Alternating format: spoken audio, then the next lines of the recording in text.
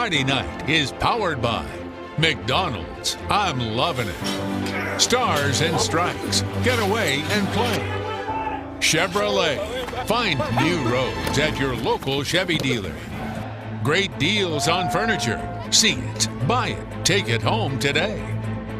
Nissan. Innovation that excites.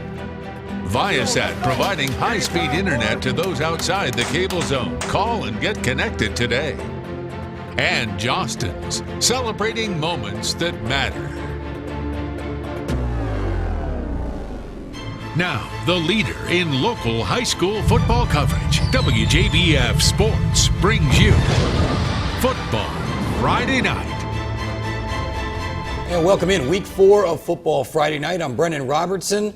He's Zach Hughes. We've got 30 minutes of high school football highlights and scores coming your way. Another great night of high school football. We have highlights from 18 games across the area, including our Game Night Live staple, Strom Thurmond hosting Midland Valley, plus another great batch of the top 5 plays. That's right. Well, earlier this season, South Aiken faced former head coach Dan Quinn and his Greenwood team. Tonight, South Aiken head coach Chris Hamilton facing his former team, the Lexington Wildcats. Thoroughbreds got their first win of the season last week over Strom Thurmond. That was an impressive win when you see what Strom Thurmond did tonight.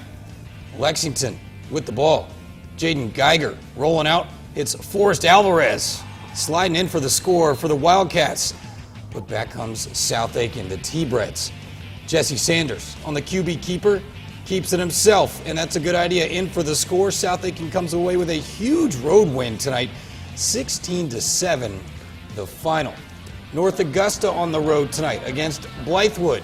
Coach, calling in. You know what play that is, right, Zach? Yeah. Right. Yellow Jackets.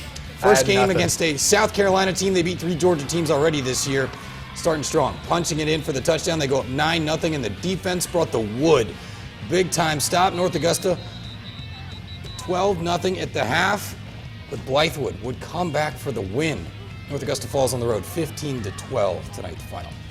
Aiken visiting White Knoll. The Hornets really struggling against the run this season, giving up nearly 360 yards on the ground per game, trying to snap a 5-game losing streak against the Timberwolves. White Knoll on offense, Avion Smith keeps high steps into the end zone for the score, but Aiken comes right back. Corey Wallace, beautiful ball to Charvis Jones for the touchdown.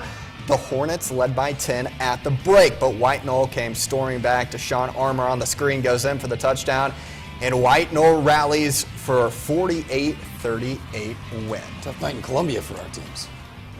Well, Barnwell is off to another great start to this season, coming off a huge win over rival Silver Bluff on Game Night Live last week. The second-ranked Warhorses were back home trying to take care of business against Burke. First time the teams have faced off since 2011. Barnwell had won all 3 meetings between the schools. Opening kickoff, Ty Frazier scoops it up, finds a crease, stiff arms the guy, cuts back, and he takes it all the way down to the Burke 36-yard line. And then a few plays later, Craig Pender pump fakes and throws it up top to Frazier. Nice ball for the touchdown. Barnwell led 7-0. And then on the first play of their next possession, Craig Pender again, this time over the middle to a streaking Dalen Creech. That's 71 yards for the touchdown. Barnwell led 14-0 after just 3 minutes, and the Warhorses kept it rolling, 48-0 the final.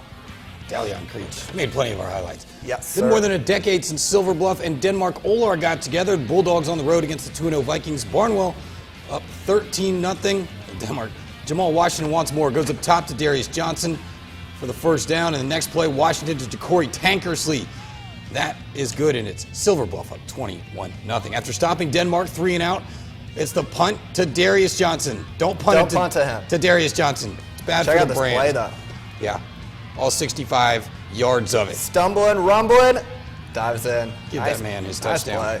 28-0 at halftime. Silver Bluff wins 48-0 the final. Fox Creek 2-0 on this season. The boys are fired up. Predators looking to stay perfect. One of the best teams they've had in a while, hosting winless McCormick. Opening drive for McCormick. Kadarius Parks rolling left. Keep your head on the swivel. Look out. Big hit from the Predators right there. The Chiefs forced a punt. And Janoyus Johnson back to punt. It doesn't go well. Cameron Knight with the block. Fox Creek recovers with great field position. And they got the two-headed monster at quarterback. It was Cameron Mitchum right here on the QB keeper. Untouched up the middle, but wait a minute. Bring this one back. Holding on Fox Creek. No worries, though. A few plays later, 3rd and goal from the 8. Mitchum rolling out, finds Jontonius Butler. He can play a little quarterback, too. Also, wide receiver makes the catch. Fox Creek jumps out in front 7-0. Predators roll. They're undefeated, 42-6 the final. Willis and Elko and Allendale Fairfax are separated by just 30 miles, but tonight they met for the first time since 2007. Trace Rhymes over the middle. Keyshawn Toney, welcome back from injury. Oh, welcome back to that safety. Dives in for the touchdown. 33 yards. Willis and Elko led 8-0. The Blue Devils defense had their way too. Noah Wooten from the blind side with the sack, and then later Tigers trying to run it up the middle. Jason Washington Dix and Carleen Waymyers recovers the fumble for Willis and Elko. Second quarter now, a little more than a minute left. Rhymes goes to Toney again, big time gainer. Man, they missed him. A few plays later, Rhymes rolls right. This one to Washington Dix into the red zone, nice snag. And then with 13 seconds remaining on the clock, Rhymes to Adrian Chandler, who makes the snag for the touchdown. That made it 14-6 and a half, and the Blue Devils win it 22-14. Well, we are just getting started here on Football Friday night. That's right. Dan Pippen actually coaches Greenwood, used to coach South Aiken. Dan Quinn is the head coach of the Falcons. Sometimes you I get had them that, confused. yeah. You know. All right, coming up after the break, we're heading to the Peach State, where region play began for some of our area teams, plus a non-region battle between ARC and Grovetown. We're the Barnwell Warhorse Cheerleaders. Stay tuned for more on Friday night. Supporting high school athletics, McDonald's, proud sponsor of Football Friday night.